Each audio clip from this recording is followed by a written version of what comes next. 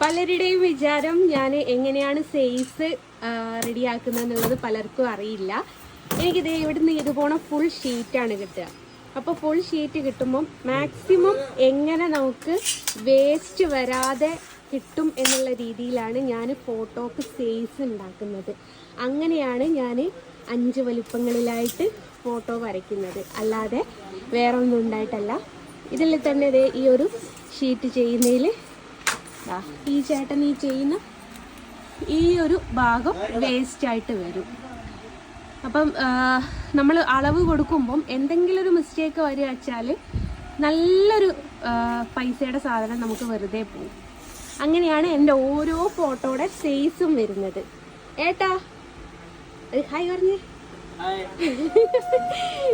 ഞാൻ കോഴിക്കോട് മഹാലക്ഷ്മി എന്നാണ് സാധനം മേടിക്കാറ്.